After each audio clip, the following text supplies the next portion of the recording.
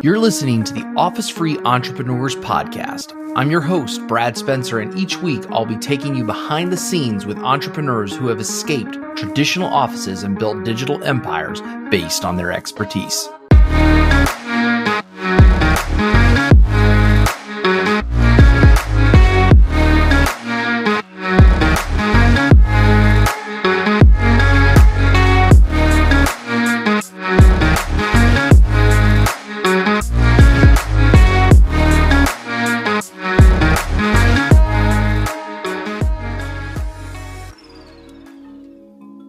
So I started noticing that this was a pattern of a lot of patients, and I wanted to do something about it. And I got it in my head that if I teach people how to fix this on their own, it's probably just going to help my office, right? I know that's a weird thing. Why would someone come to me if I help them already? Well, because they remember you remember people who help you. That's all there is to it. So, I had a theory, and I was like, okay, I teach all these things in my office, and then I don't know, one day something just sort of broke in my brain, and I'm like, if I'm teaching this every day in my office, and it's almost the exact same set of exercises for this particular problem, why don't I just stand in front of a camera and show people these things? And at the very least, I've got a video somewhere that I can give to a patient. Hey, if you forget the exercise, here's the video link. And so I did that, and I recorded this video and I put it out, and it worked incredibly well. That's Ben Adkins talking about the moment that he got the idea to digitize what he was teaching patients in his chiropractic clinic, and how that helped him explode his business. Today, Ben is the owner of a highly successful digital teaching company called Serial Progress Seeker. Ben's company focuses on teaching small business owners how to get new customers by using the internet, and he's built a small empire doing this. Now, while Ben's company is extremely successful today, he wasn't born a natural online entrepreneur. As you just heard, Ben started his business career as a chiropractor, spending his days helping people get rid of their low back pain and headaches. So how did he get from here to there, to running one of the most lucrative digital teaching companies on the planet? The story behind that transition is fascinating, and it all starts in a little town in the middle of nowhere where his parents gave him some very unique and different perspectives on what work was all about. I had this really interesting childhood in that there was always this push and pull with my parents in terms of balance. And it was actually designed really well by them. And I don't know if this was on purpose or if it just sort of, came out that way. But I'm from this tiny little town called Pocahontas, Arkansas. And it is as southern as you can get. And it's a really interesting place to grow up. Amazing little school in the middle of nowhere. But I grow up, and it's about 6,000 people in this town, and my mom and dad, my dad's from Michigan, my mom is from Pocahontas, Arkansas, and they happened to meet just sort of out of the blue. My dad was a radio guy, and he came up to do a radio remote, I think at a local Walmart, and my mom just happened to be shopping at Walmart that day, and they met, they fell in love, and all these great things. But the interesting balance between these two is always this, is my mom is always very, very structured, and very, always had the very safe job, that was not like going out and venturing on her own, but did some very interesting things in her job. I would not classify my mom's job as easy or safe, but it was definitely the one that was the most consistent in terms of income, things like that. My mom, just to give you a little background, is a special ed supervisor. And what that means is she came up as a teacher for kids that were in the special ed program.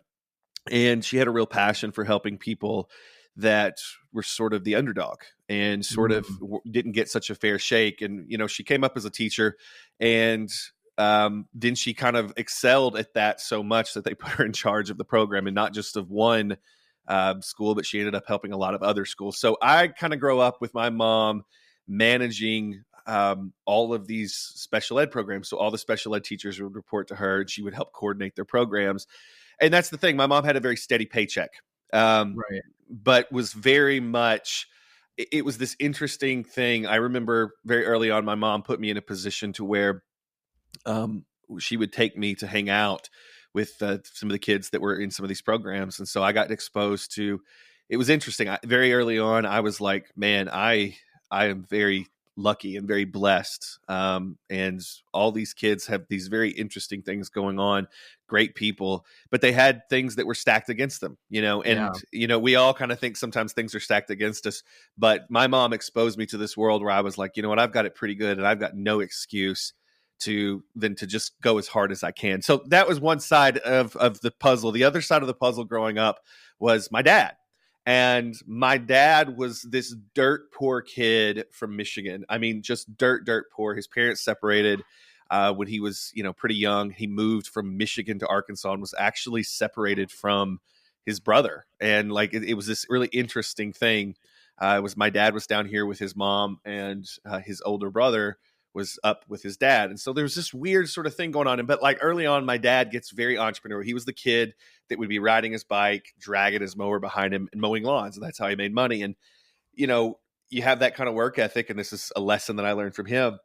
People are attracted to you. Like when people see you outworking everybody else, they're attracted to you and they want to do things with you. And so he caught the attention of a particular individual that gave him an opportunity to do some stuff with radio.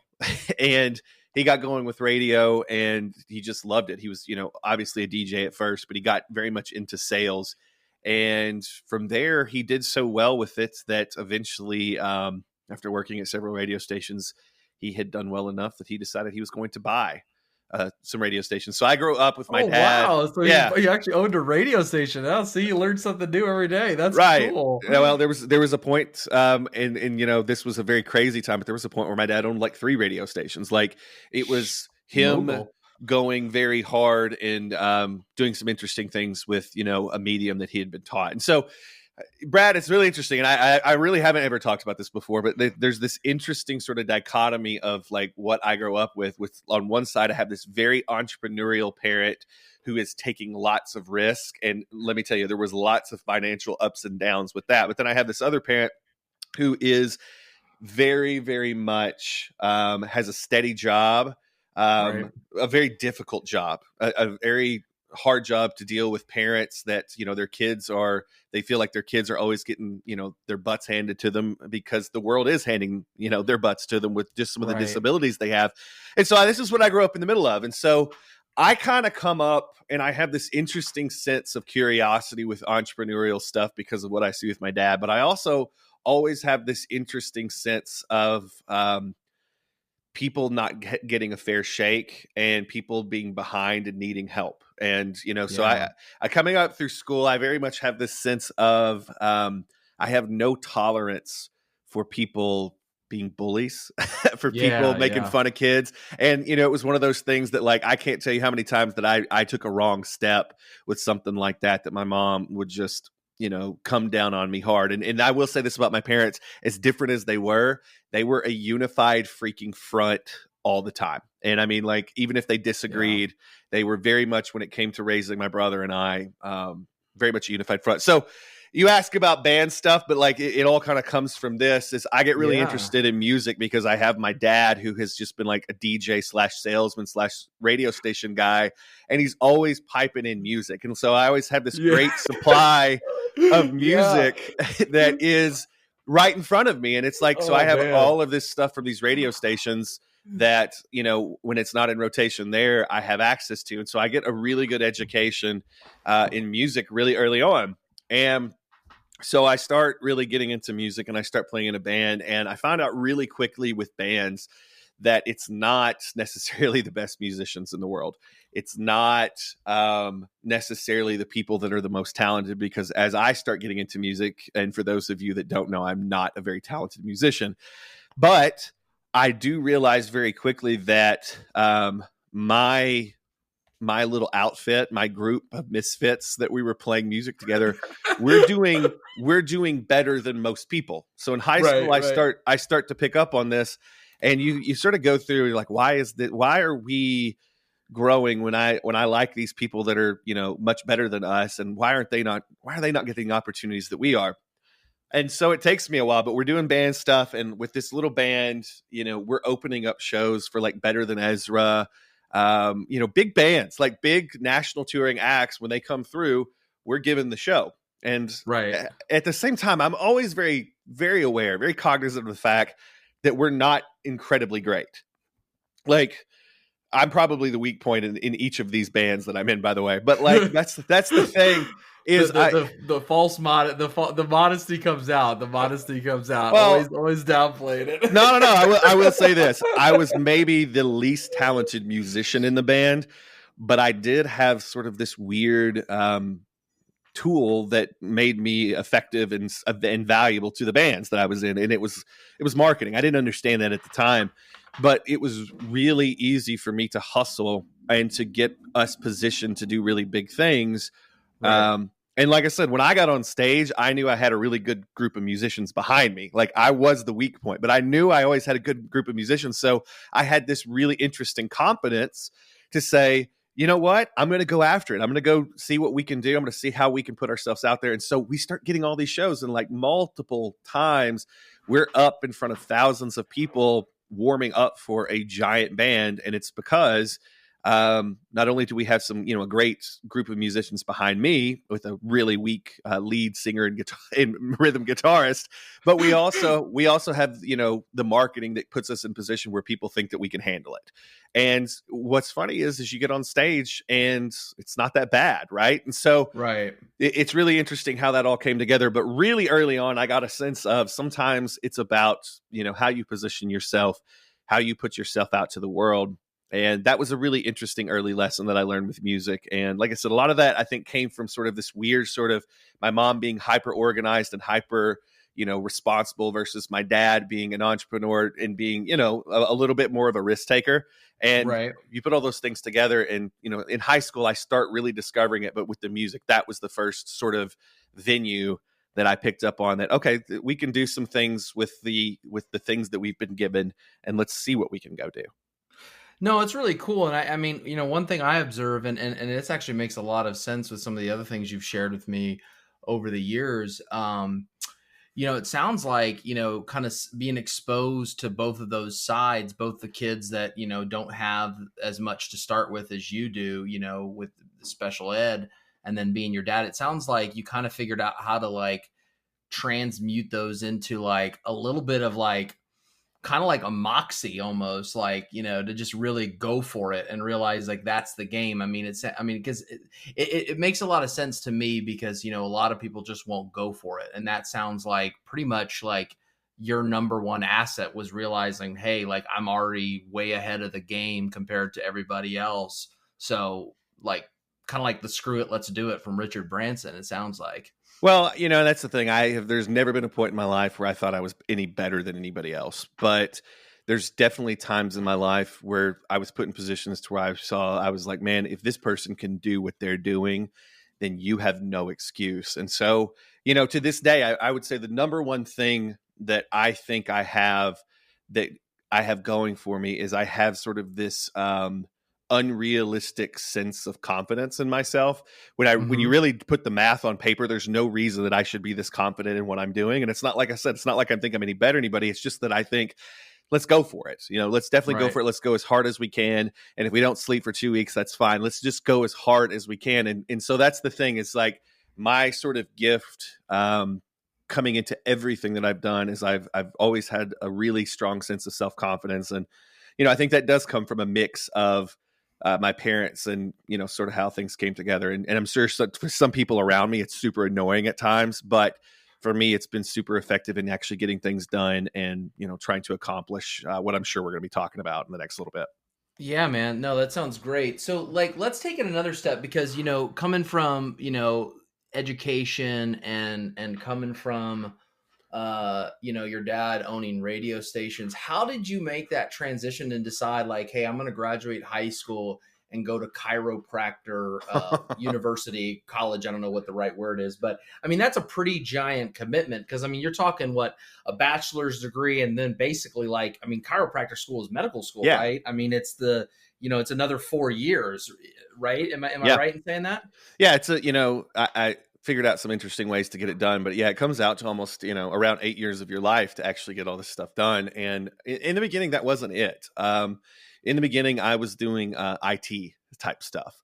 And so Okay. I got really into computers. There was a movie that came out. I don't even remember what year it came out, but it was like 90s, right? Like Okay. 93 to 95. This movie Hackers came out. And if you go watch this movie, it is like the weirdest thing in the world, but like it's probably not real well done. It's probably one of those things that like I watched it at just the right time to really appreciate it. But I watched this movie and I fall in love with computers. And what was really interesting to me is, like I said I have this sort of insane confidence, but a lot of the things that people don't know about me is I'm very introverted most of the other time. Is like I have to, anything that I do that requires that confidence, like public speaking or, social situations, and then I have to disappear for 2 days. Right. And so like Right. the thing is I see this movie and I see these people that are really good with computers, or they're portrayed to be. And what I take out of it is this: I took out communication. I was like, this is an avenue to communicate with a lot of other people in a very safe way. This is connection. And Right. so, also coming up as a radio kid, that was why I listened to the radio. I would go listen to the radio and realize, hey, there are thousands of people listening to this same song right now as I'm listening to. And I felt connected in a sense without having to actually be in the middle of things. And so that was great. I like feeling connected even when I'm not actually in the room. And so fast forward down the road, I get into computers in high school in a big way. And I have this really great IT person at my school that decided to put together classes. And I start learning how to program a Cisco router. Like, this is the dumbest thing in the world. I was terrible at it, by the way, but I get into like the IT side of it. And so from there, I get this job coming out because I was a lifeguard. I was like, hey, what's a job I can do and make some money? I was a lifeguard and it paid, minimum wage. And then I get this job offer because of this class that I'd gone through, and I made decent grades because I worked hard at it and kind of enjoyed it. I get this job to be the IT director for a small school. Like, I'm coming out of school and I get this job. And so the natural thing is when I graduate, I decide that, what I'm going to do is I'm going to go into IT because, this stuff is fun for me at the time and I'm into it. So I have this job. It pays well. I basically wire an entire school over a summer and get paid pretty well to do it. And then I go into college thinking I'm going to do this. The first couple of days I walk into college, I realize it's not for me. I walk into this computer lab and I realize that I am in a much bigger pond now. And there are people that are Right. way better at this IT stuff, like programming routers, running, like they're just way better. They're more organized than I am. And I just realized it's not a fit. So there I am, first few months of college, and realize what I thought I was going to do is probably not going to work out. And I've got to start figuring this out.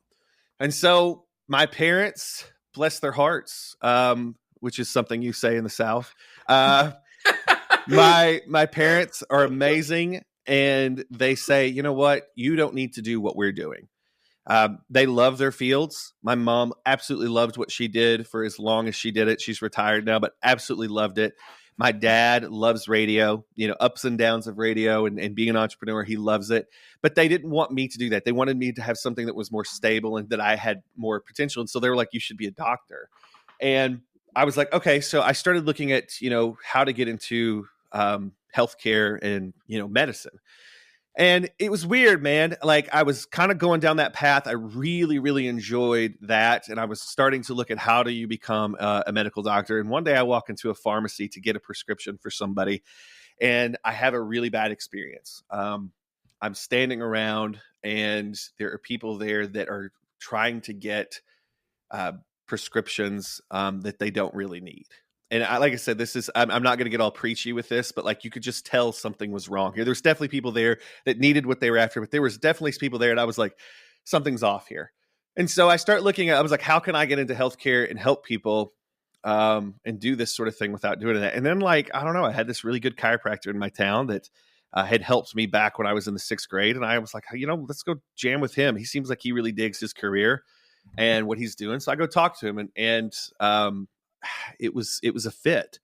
And so for the next little bit, I start looking at, if I was to go do this chiropractor thing, what does that actually look like? What is that in real life? Like, not just from the outside, but what does that actually look like?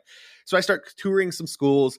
I start talking to some more chiropractors, and I get really into it because it's very entrepreneurial. It's a very entrepreneurial field. but also, it's something that you can do with your hands, and it's a very natural thing. And to be real fair, what I actually discover about it, Brad, is that it's like being a structural engineer for the body.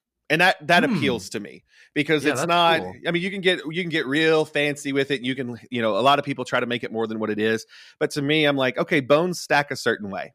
And when those bones aren't stacking a certain way because maybe you did something that they came a little bit out of line, everything's going to follow. Like, so when a bone's out of line, the muscles are going to be, in a bad spot, and they're going to get tense. And so I started looking at that. I was like, well, if you can line them up, then everything gets better. It doesn't Right. cure everything, but I'm like, I can play a role in this. So I get into it, and I figure out when I start really getting to it, I figure out a way to sort of hack the system, right?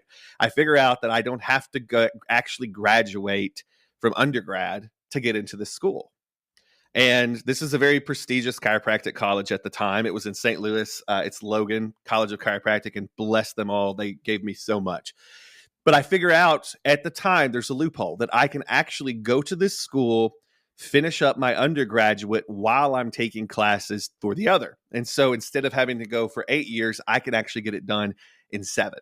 And a year at this time is absolutely huge, right? And so Right. so I figured that out, and I take it. I run with it as hard as I can. By the way, my mom helped me figure this out because that is who my mom is. My mom is very much, you give me a task to go after, and we're going to figure out every in and out of it. And so Right. we And this is your early 20s still, right? Like this is still like, this is actually under 20s. Like I am probably 18, 19 at this point. oh wow. So you really figured this out I'm early figuring it that out, you wanted to be, but you were barely an undergrad but before you, But yeah, right? about the time that I get to where I actually get to go to the chiropractic college, I'm probably 21, 22, 23, somewhere in there. So you're right Nice. there. Yeah. But yeah, so we're sitting nice, right? Yeah.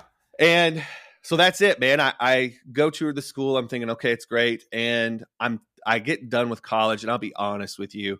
Um, Undergrad, I was not very involved. I mean, I did well, but I didn't have to really think about it. And I was very Like it blessed. came to you easy. It came to you easy. You mean It like, is it that what you did. mean? It was one of those things where I could study right before class, and I could get it done, and which means I didn't probably learn anything, right? Um, Mm-hmm. but it worked. But when I got to actually doing the chiropractic thing, we always make jokes that you can get your chiropractic degree in a weekend, because that's sort of a fun joke and a perception that my friends that aren't chiropractors like to throw at me. But the reality of it was much different. The reality of it was pretty much there were more hours in chiropractic than there were in med school. And so like I didn't know that at the time, but like I started digging in, I was like, oh crap. And so when I get into it, I'm terrified because I'm like knee deep in gross anatomy. I'm actually dissecting cadavers. I am learning this stuff at a very core level down to actually having my hands inside of a person someone that used to be alive. And so there's a Man. lot of very interesting things that I have to do to get to this goal. And so there was nothing else. This is where I really took a lot of this is how you work. This is how you actually get stuff done because there are so many other kids in my class, and we had about 100 people in my class that year. And I start realizing that these people are a lot smarter than me. And that was absolutely a turning point because everything's graded on a curve when you get to that level. And I realized that if I did not outwork every single one of them, I was not going to survive. And that's scary when you start to realize that you're not that smart. In the grand scheme of things, you're not that smart. You know, maybe where you come from, you're that smart in comparison to everyone else. And when I say smart, I don't feel like I was that much smarter than anybody I went to high school with. I don't feel like I was that much smarter than anybody that I went to college with before I got to this college.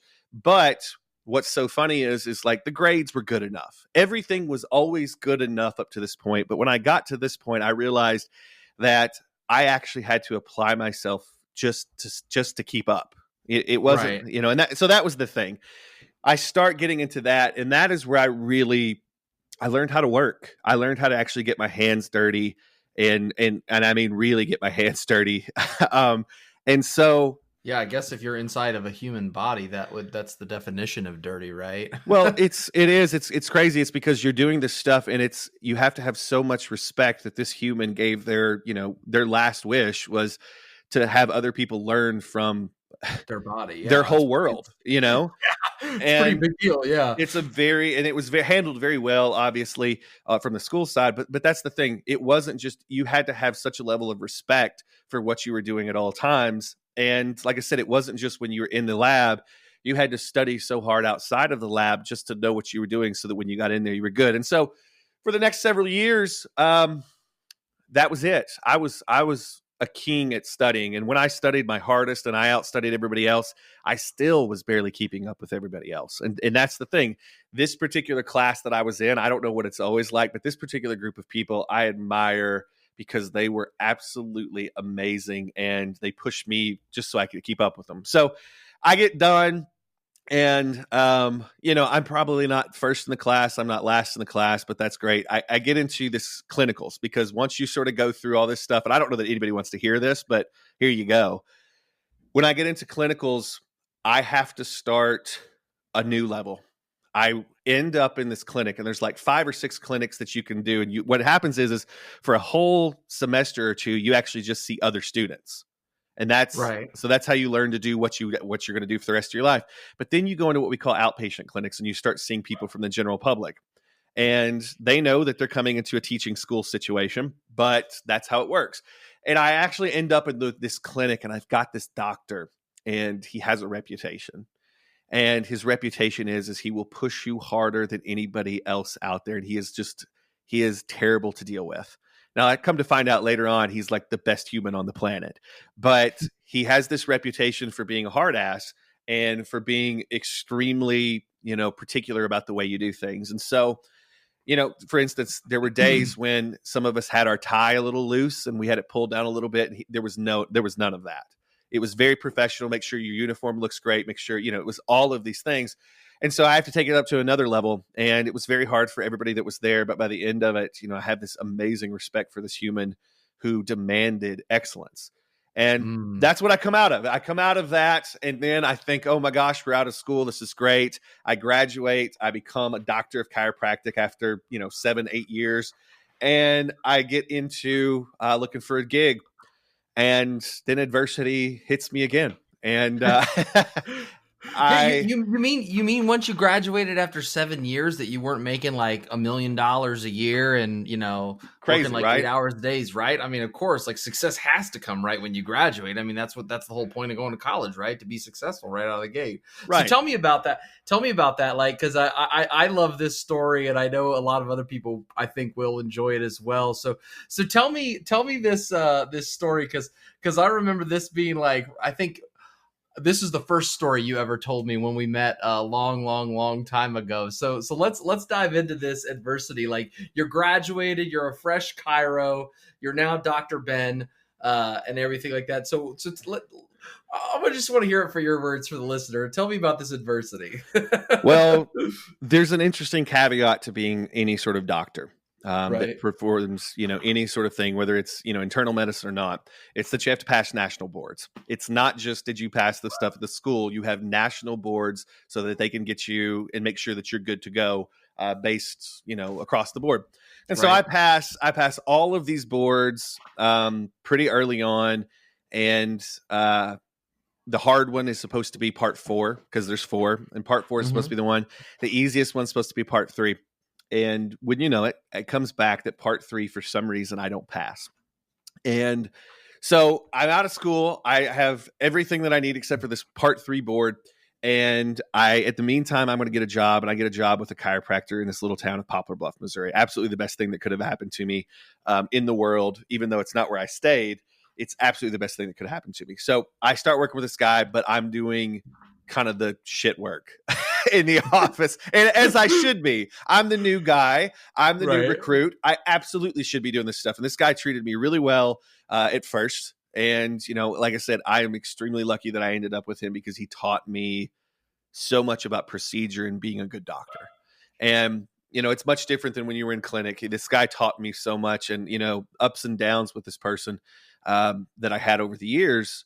This is one of the key figures in my life that helped me understand some very important marketing things about marketing inside of a business, not just marketing outside of a business. So I get in with this guy, but I can't be a full-blown chiropractor. I can't actually practice by myself. I can't actually treat patients. I can help him diagnose. I can help him do all of the things, but I can't actually treat without another doctor in the room. And so Right. that's where it's at.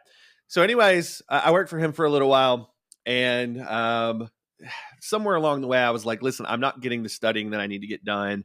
This is not a good environment for me right now. I need to get another gig so that I can do this and let you do your thing. I feel like I'm just dragging the practice down.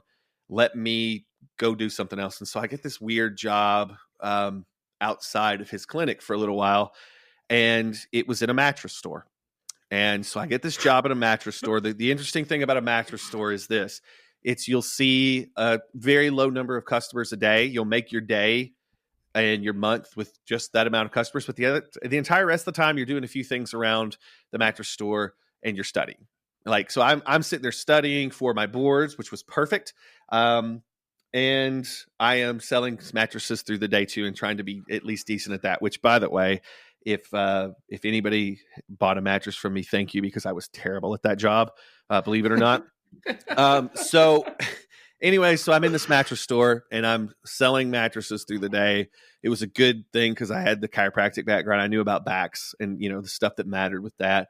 And anyways, I kind of get to this mode of, okay, I'm going to study, but you can only study so many hours during the day. And this was sort of the big turnaround for me. While I was there, I started getting into the internet, the marketing on the internet stuff. And I stumbled into some forums and stumbled into some places. And I just thought this was fascinating. I started learning about how to market a business using the internet. I didn't think that this would turn into what it turned into. But at the time, I thought it was valuable because I was like, okay, when I get my practice open, where I go back to work for the doctor that I'm working for, because the idea was I was going to buy his practice eventually. This is going to come into handy, come in handy there. And so that's cool. Anyways, I go take the board again. I passed the board with flying colors the next time because I was actually super focused on it. And that's great. I go back to work for this guy that had given me the opportunity and the job. Things didn't work out from there, though. This is just, I just bring these things up not to knock anybody in my past, because everybody in my past has been such a big part of this. But I'm working for this guy, and what ends up happening is we are not agreeing on the way the business should be run. And, there are things that are going on in the business, and I'm not faulting him. It could be just as much my fault. We're not on the same page. It's like, once I was able to practice as a full doctor, we just were not getting along anymore. And I will take just as much blame on that as I give him. So I decide I've got to go do my own thing. And so this is a freak out moment for me, Brad. Like, I know I can't work for this person anymore. And at this point, I've pretty much decided that, like, if I never have to work for anybody else again, that'd be just fine. And so I go out. Let's dive into that for just a second, because that's actually a pretty big moment in every entrepreneur's journey, is that when you decide, holy shit, I can't work for somebody else anymore, right? Like, and that's a big thing. So, like, obviously it's the big freak out moment. It's the, oh my gosh, I'm on my own. I don't have anyone to report to. I don't have anywhere to be. And some people, they're like, oh, that's great. And it sounds great. But there's a part of you, and it sounds like you experience this as well, where you're like, holy crap, like, this is all on me. Like, what was that like for you? I mean, I know obviously you're coming out of a tough situation with that doctor and probably feeling relieved in a lot of ways, but what was that freak out moment like? Because, I mean, that's something that I think a lot of people see the sexy side of what you've done and accomplished. And they see this with all the other entrepreneurs that, the Elon Musks and everybody else in the world. They're like, oh, it's all great and rosy all the time. But there's some dark, scary times where you're like, holy cow, I don't know if this is going to go. So what was that like for you? Just briefly, like, let's dive into that, because that's the story that I think nobody hears enough of. So what was that like for you? It was tough because on one hand, I respected this person that I was, working under in a big way. Like, I loved his family. I loved his clinic. I loved so much about what he was doing. The problem was we kept getting into these weird financial troubles that were completely self-inflicted.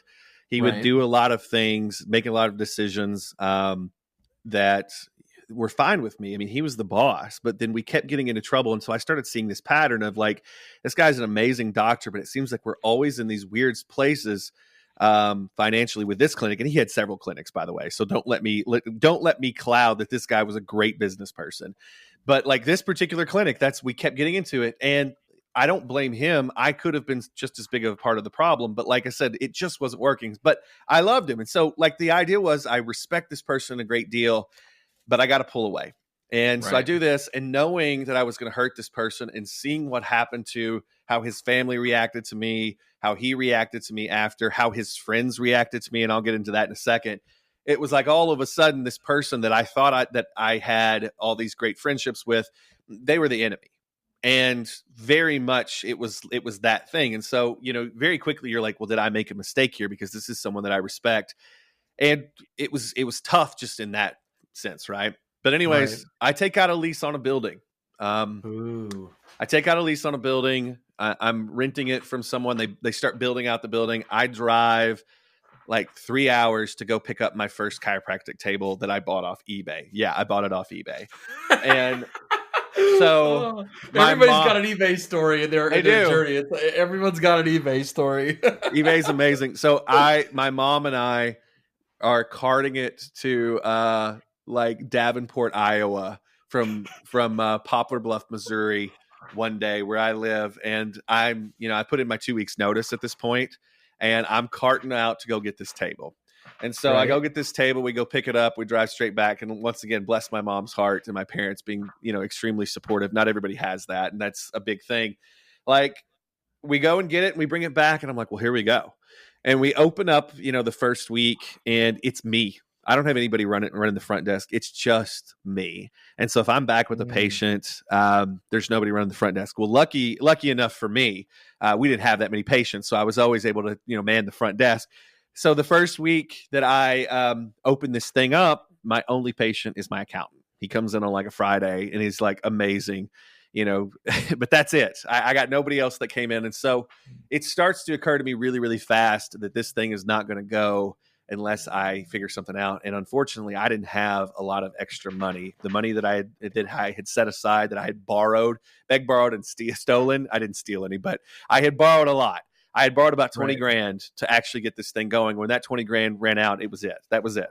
And so you Right. start to realize that this thing costs money to run. And if it doesn't go, it doesn't go. And so what I start doing is I just focus so hard on getting good at a skill in the office, like helping people with a certain problem.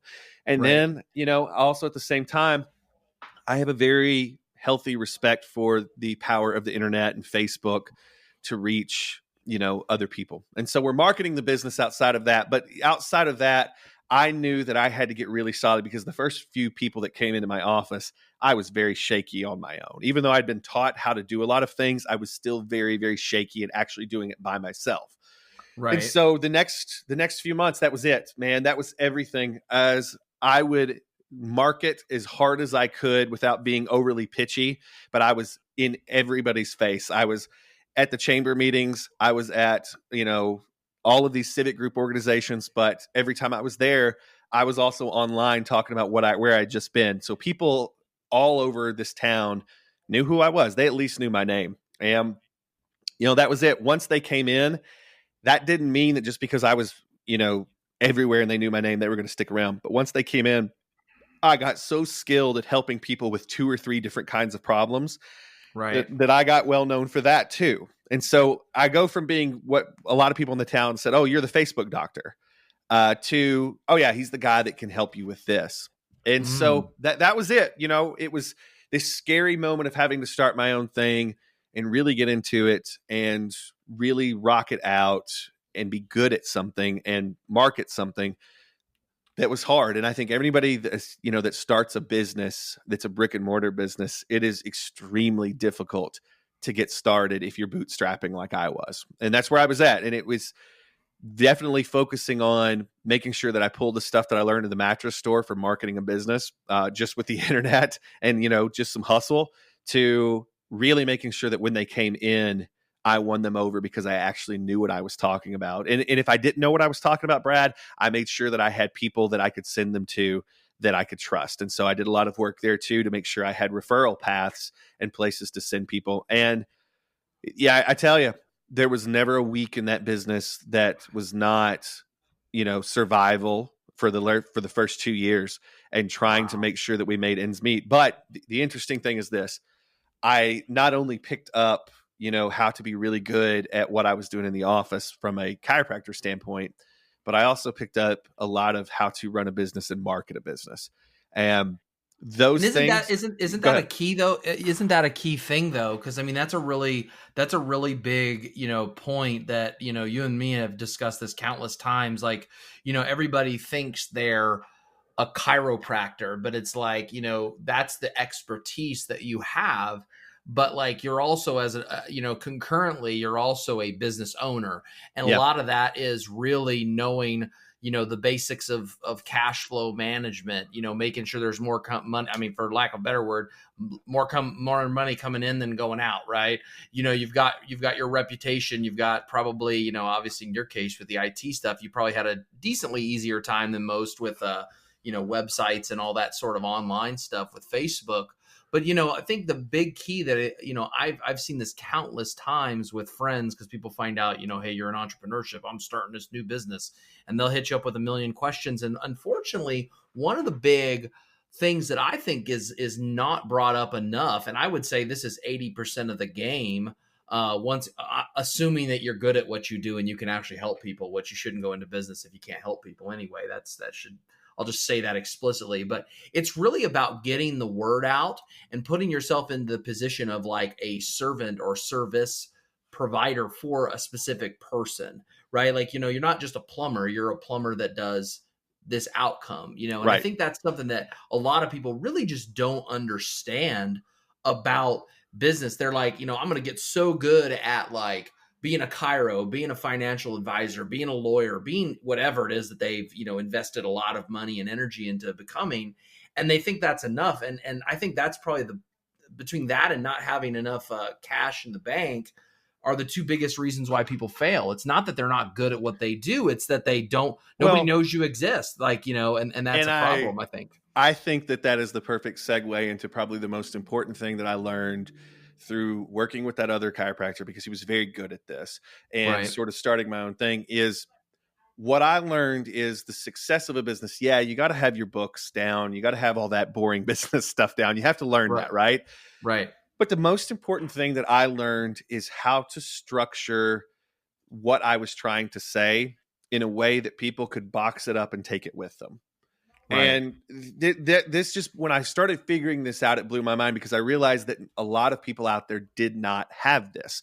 And so the guy that I work for, and this is something I'll never forget, he would say, okay, it's not enough just to tell them what's wrong with them. You got to show them what's wrong with them. You have to show them in such a way that they could go home and tell their spouse or their friend exactly what's wrong with them and get it across.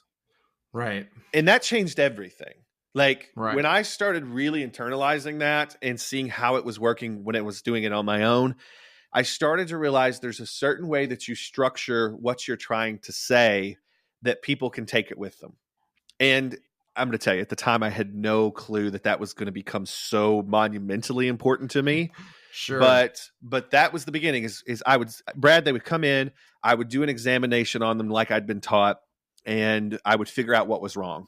But Right. just telling somebody what's wrong with them does not convey enough. You Right. actually have to explain it in a way that it sticks. And so I started learning all these patterns and these techniques to actually take what I had figured out, but present it in a way that someone else could go home and give that same presentation to someone else, so that they could explain to someone else why I wanted them to come back 3 times a week for the next 4 weeks. And that wasn't everybody, obviously, but like why they needed to come back once a week for the next 3 weeks. And that's the idea, is like, there were so many things that I had to do for them to understand, listen, I'm not just trying to get you back in my office. This is what's going on at an anatomic and physiological level, that I have to do that. And when you start getting into the science of stuff, you can get people glaze over and Right. not remember any of it if you don't do that. And so I learned very quickly that there's certain ways that you have to explain something. And this sounds terrible at this point. Please don't anybody judge me. But I started to make a connection.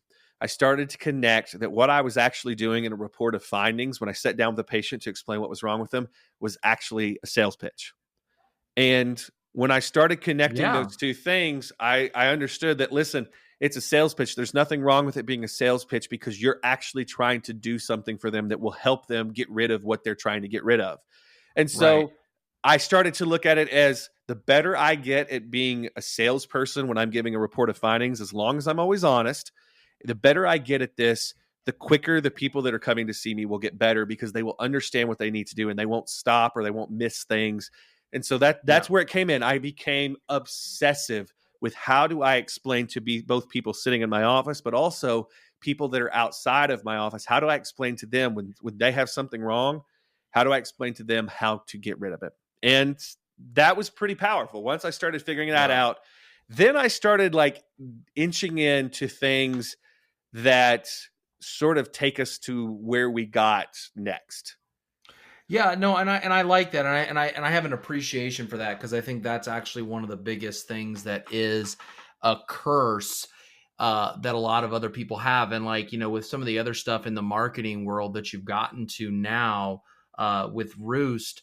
I think actually what you're doing is combining that same idea of like, let me convey this potential outcome of how you can make something better for this person, but leverage it with technology so that it's repeatable, not just you talking to one-on-one patients, which I'm sure a lot of people listening to this are familiar with that kind of consultative environment, but it's almost like consulting in mass, right? Where someone is interested in something, they have a problem, they respond to an ad, and you're giving them information saying, hey, I can help take care of that for you. Basically, like, I can take care of that for you and building Right. that trust. So like, let's go into that, because I think that's a big, especially like as things get more and more focused on the mobile environment with iPads and phones and things like that.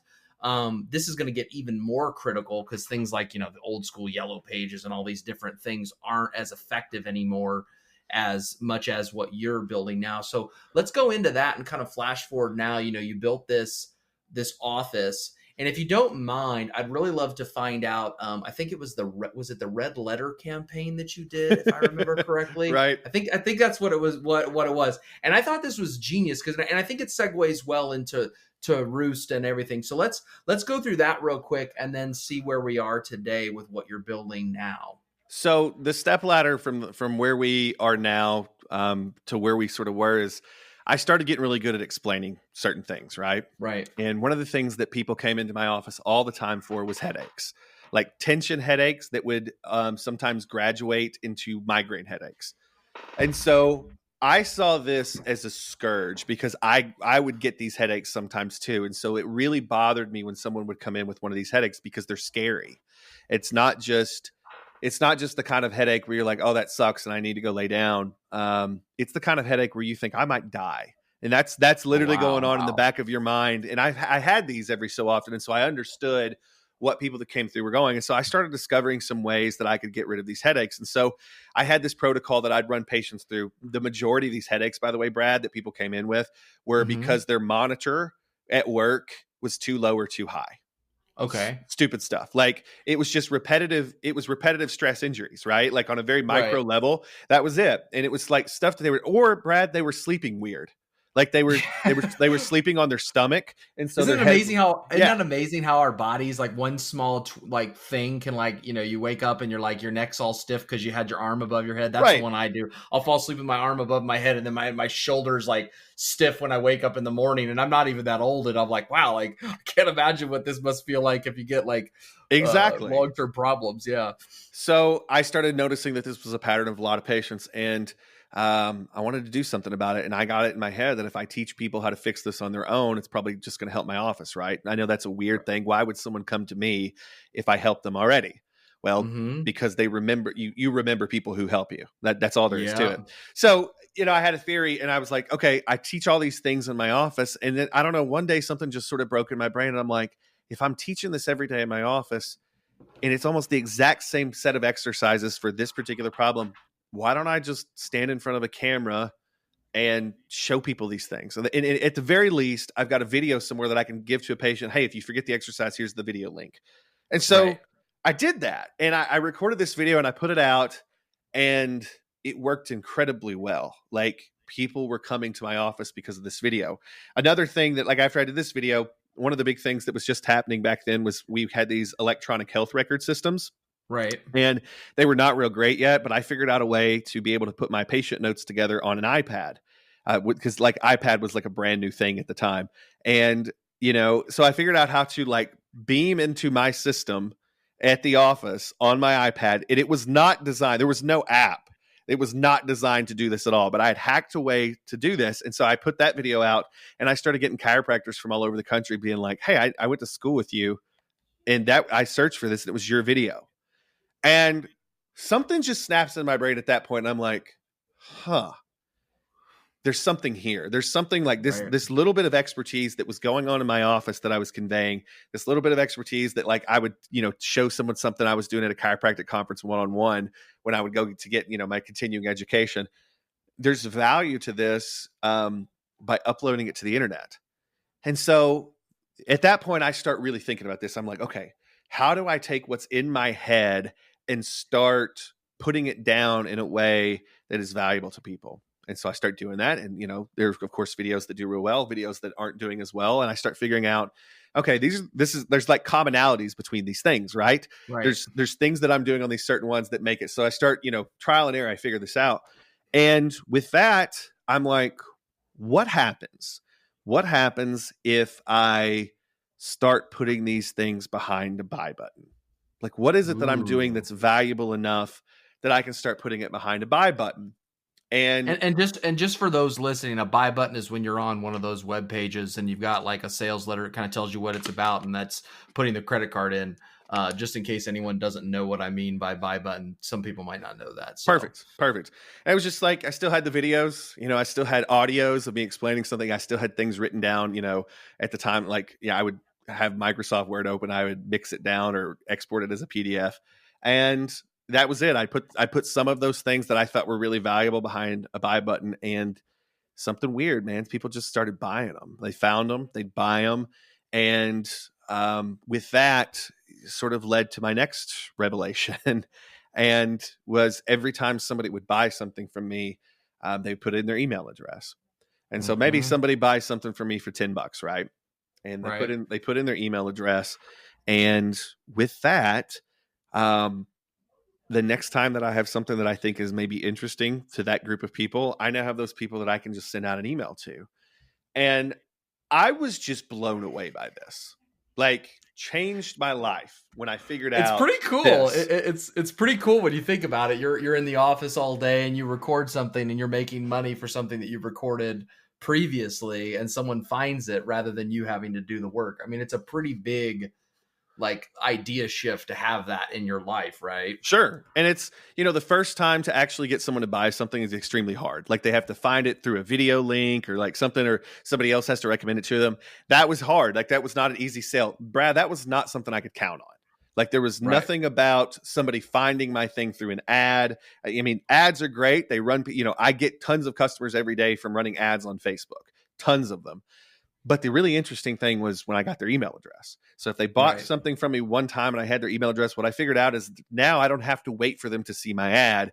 I just click a button and type up an email and send it out to them. And like the next thing I have. And so all of a sudden I have this tidal wave that's getting bigger, this snowball that's getting bigger. It's like every time I sell something, somebody new's on this list. And these people, they don't just want to buy one thing from me. They want to keep buying things that improve their life because the first thing they bought from me was good. Right. And so I start doing this and I start putting it together, and it's big. It's big. I start understanding that what I've got in my head is much bigger than my tiny little brick and mortar business that I absolutely loved, by the way. It's much bigger than that. And so I can take the same things that I'm doing in the office. I can't adjust someone over the internet. I can't treat someone over the internet. But what I can do is all these little things all these conversations that I was having in my office to give people, hey, here's what you can do on your own. Those things are valuable enough that people will buy them. And even the marketing stuff that I was doing to grow the office in a local market, I started packaging that up and selling it to other people, other chiropractors across the country. And then people that weren't chiropractors started buying it.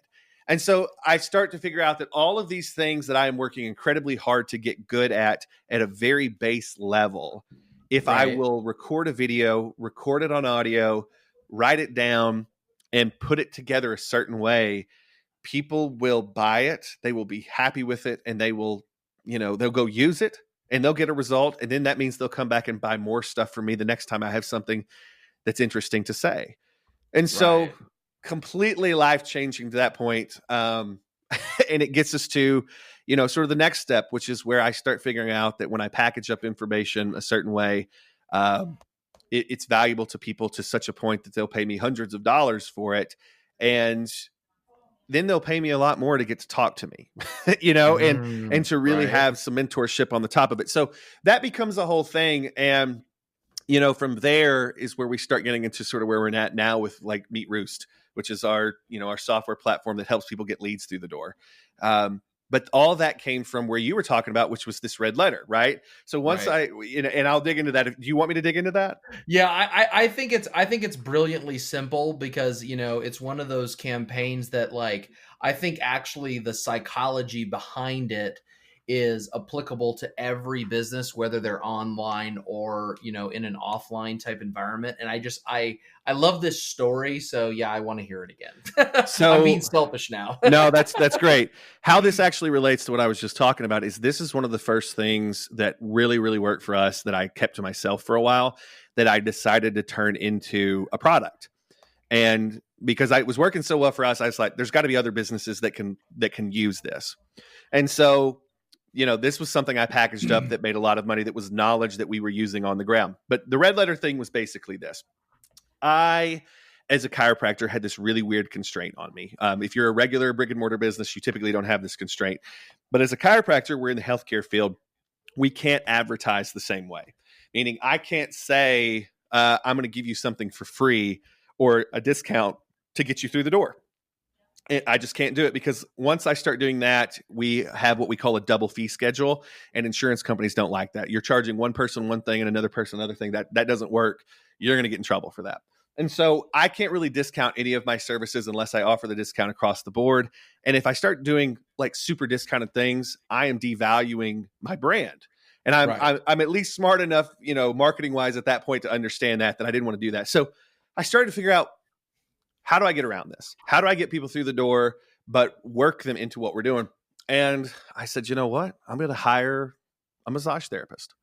And I'm going to hire a massage therapist that wants to grow really, really fast, that doesn't mind doing what it takes. I'm going to pay them a percentage of everything that they do. And the agreement is I'm going to do all the marketing for them. Like, I will do everything I can to bring people through to you. And then we'll split kind of what comes through the door. And so what we do is I kind of devised this setup where, and I had a couple of people that had sort of mentioned something like this to me at conferences, but it never quite came together like this. I devised this setup to where we have a massage therapist. We advertise, and at the time it was very much on Facebook. We advertise on Facebook that, and it wasn't even advertising at that point. It was literally putting up a post on our Facebook page, because at the time that actually worked. But I would put up a post, I'd share it on my personal profile, that we've got a free 15-minute chair massage for the first 3 people that hit us up. We had some breaks in our schedule today, and we got a, free 3, call us, we'll get you scheduled, you're good to go. And so what would happen is people would call in and they would claim this free chair massage. The idea was they would come in to see the therapist, and when they saw the therapist would do a great job. I had an excellent massage therapist. They would do a great job, and 15 minutes after 15 minutes, the idea at first was they would sort of get used to our office, they'd get used to the therapist, and they would end up booking. Well, what we found out was a lot of people would not book the second one. I mean, a lot of people would, don't get me wrong, but we were losing a lot of people. And so I was like, so what do we do here? And so we just, months and years, we start dialing this thing down. And so I thought, okay, so how do we get people to do this? And what I noticed, and they told me, is when someone left, even though we told them it was a free massage, they would always come by the front desk and be like, okay, how much do I owe you? Even though they knew that they didn't know anything. And so I was like, okay, well, that's something we can use. And so I was like, what if we give them something to leave with? And so we devised this little letter. And this letter basically said, hey, we hope you enjoyed your free chair massage today. If you book a 30-minute or hour-long massage in the next 24 hours with us, meaning you get it on the calendar, we'll give that to you for half off. Normally, these are the prices. We'll give it to you for 50% off. And what we did was, to make it sort of stand out, we took this letter, we put it in a red envelope, and we handed it to them on the way out, and we made them promise us that they wouldn't open it until they got home. And there was just something about that they had this. So mysterious. It is. It was something about that worked. Like almost, by the way, over all the years we did it, almost nobody made it home with that thing. They'd call us from the car. They would call us from the car. The second they get out to their car, they'd open it up. And what we found out is about 65 to 70% of people that came in for the free chair massage would immediately book. Now, we got a lot of the other percent later on. They wouldn't book their 24, but they would come back. But 65 to 70% of everybody we brought through the door on that would book a second when we would make money. And that was great. Now, the interesting thing about how I actually got patients with this, because I could offer free stuff from the massage therapist, I could offer discounted stuff from the massage therapist, but always, no matter what, when somebody came in to see the therapist, it always had to do with something that was in my field realm. Yeah. And so as the therapist is doing it, the therapist would always, and the therapist was always honest. She was a very honest person. So I love this, but she would say, hey, listen, I can get this and I can work it out for you every single week like this, but you're not ever going to really get rid of it until you get this taken care of. And she got to where she could point things out and say, you need to see the doctor for this. And so we had this constant referral path that was through us. Right. Now, that's one part of it, right? But the other part of it is this. After they had been in 2 or 3 times, we would say, hey, we have a club. And how we do this is you pay this much every week. And it was like $5-10 a week that we would auto bill from them. And every week we do a drawing. And of that drawing, if you've paid $10 already and it's the first week, then you get an hour-long massage for $10. And every week we draw one person. If you go all the way to the end and you've paid, $40, you're getting your hour-long massage for $40 instead of $60. So if you don't win, you're still paying less than and you're guaranteed a massage every month. And so we build up quite a little bit of weekly revenue for my massage therapist because all these people are joining it because they really like what she's doing. And I know the more those people come in, the more likely they are to see me too. Also, we start everybody that comes through the door, if they're really satisfied with what she's doing or what I'm doing, we give them 3 business cards. And those 3 business cards have a little special code on them. And we say, hey, give these to 3 friends. If they do that, they get this thing for free. And you get your next one for half off. And so we start getting this viral spread too. So over the years, this little I didn't even know about some of these other ones. Yeah, I just knew about the red letter. I didn't realize you had all this other swag, man. Look at you. Well, it was all a step at a time, saying, how can we dial this campaign in? And when I got into actually, teaching people stuff and teaching other chiropractors, teaching other business owners stuff, this is one of the things that I taught early on that everybody was like, oh, we've done incredibly well with this. And so I was able to transfer knowledge that I would never be able to transfer. And I got paid to transfer that knowledge, right? Like, so I was put in a little book format or audio format like this, and I was getting paid to actually put it out there. And so that was big. But, you get into Roost, right? Like this thing we're doing right now, which what Roost basically is you put something out on the internet like that. It's, we're giving away a free massage. Roost builds the landing pages and Roost does all the follow-up to get people into your office. So it sends text messages, it sends emails to get people to actually call a phone number. When they call a phone number, we have a tracking number built in so that we know that person actually called from that thing. And so Roost takes, basically what Roost is like, Brad, for years, I was hacking together 5 different programs to make this work. And it would take me hours every time we set it up. And I started having people call me because they knew we did this stuff. They're like, hey, can you set it up for us? And I charge them and we make good money. But I was like, this is taking me forever. And it's so much work to make sure all the pieces are still working. Right. And so, over the years, we started back in 2017 because I had a lot of clients that I was actually doing this for. I'd left being a chiropractor and gone full-time information online, like selling information and things like that. But, this particular thing, we start putting this together in 2017 because I'm like, I need something that I can touch a couple buttons and it builds what I need it to build in 5 minutes. Because if I can't get it built in 5 minutes, then we're losing money.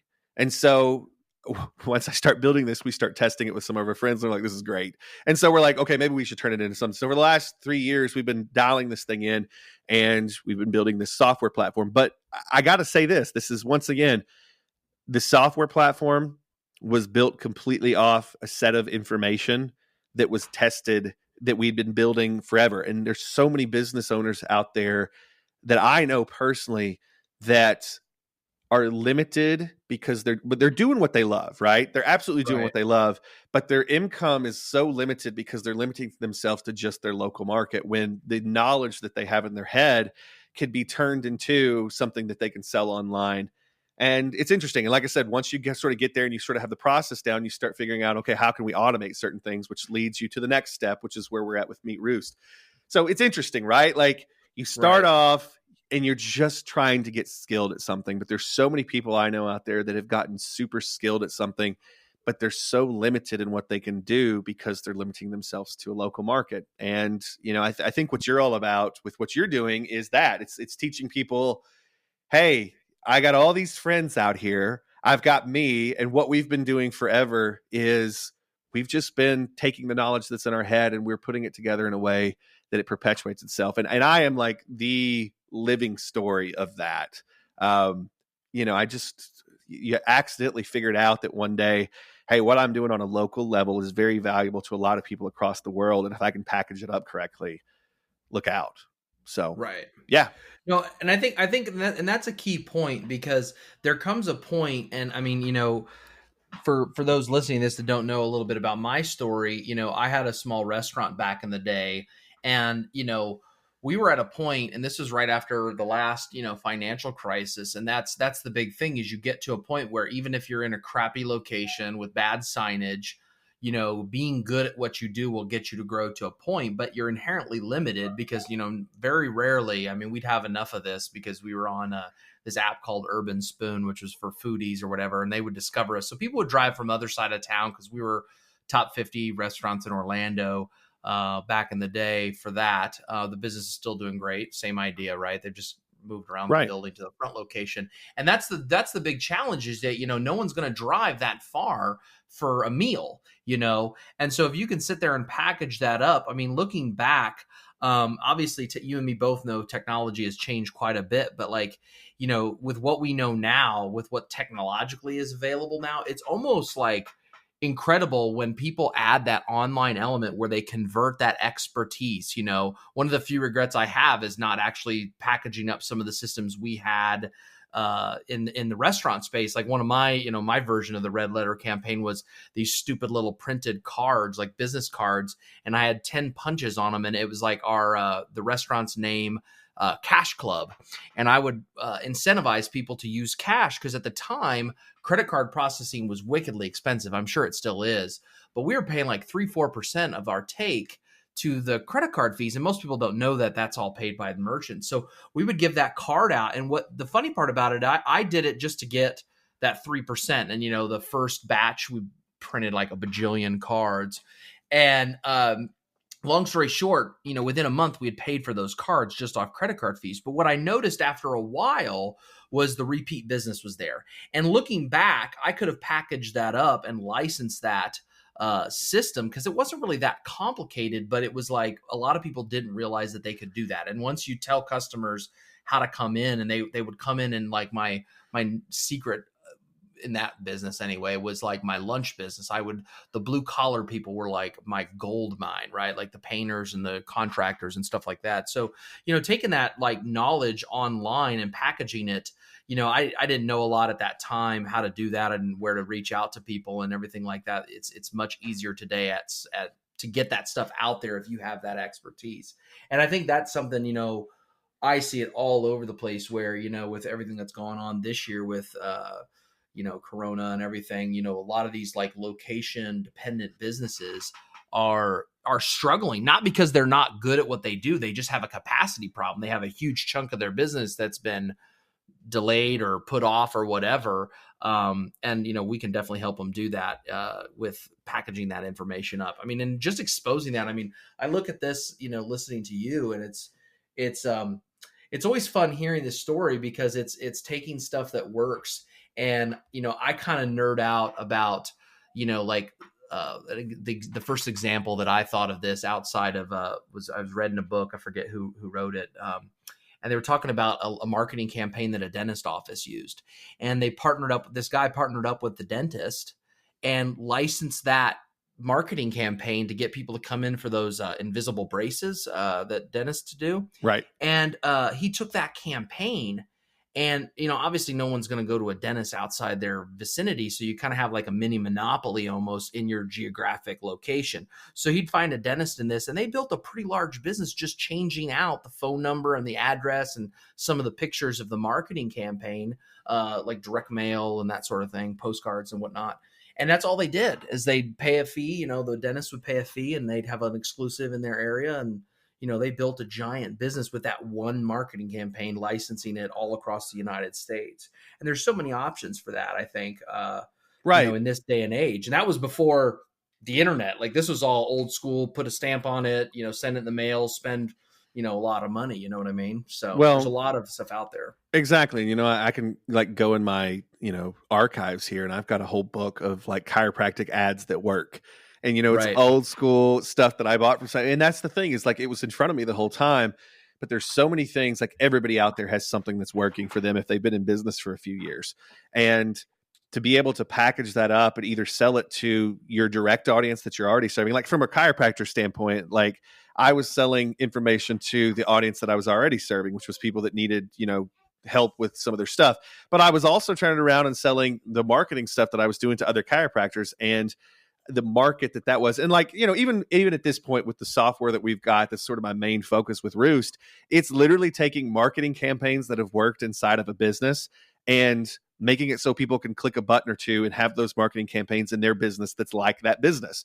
And that's the idea, being able to package up that knowledge. It doesn't have to be overly complicated. It can be really, really simple stuff. If you can package up that knowledge, it's amazing to me how many people out there need it. And I can't, Brad, just to give you an example of like, if we're talking COVID-19, the amount of silly little cookbooks that I have purchased during all this that are completely digital. Like I bought a keto cookbook the other day of this guy that was on YouTube. Like he's just on YouTube and he makes food for himself and he records it. And then like he comes out one day, he's like, oh, by the way, I've got a cookbook with all my best recipes that are all available for free on his YouTube channel. He just said, you know what? I'm going to make it more convenient for you so you don't have to go through all these videos. I'm going to put them in a cookbook. And like, I'm like, where do I sign up, man? Like I'm in. Right. And so it can be as simple as that. But I tell you what, changed my life when I figured out that all these little systems that I have for helping people or to help myself, if you just get them recorded, if you just put them on paper or get them recorded, either audio or video, there is a market for you to have a completely full-time business with that. And that's the thing. I don't practice as a chiropractor anymore because for me, I have so much more freedom to be with my family, to travel, and to do all the things that I, would not get to do if I was in an office all the time, but I still get to convey the same sort of knowledge that I was conveying and help more people than I could before by teaching almost the same stuff that I was teaching inside of that office. And so it's very rewarding, and it's just a different way to do business. But I tell you, it's nice to be able to roll out of bed in the morning, walk into, your office or open up your laptop and kind of see, okay, what did we sell today? If somebody doesn't understand something, what did they email me or, send me that they have a question about? And realize that that is your life. You are helping make a huge impact in the world, not only inside of your office, because you can do both very easily. I did it for years. Not only can you make an impact inside of your office one-on-one, but you can also make a very huge impact to people all across the world by teaching the exact same stuff that you're teaching in your office. So, yeah.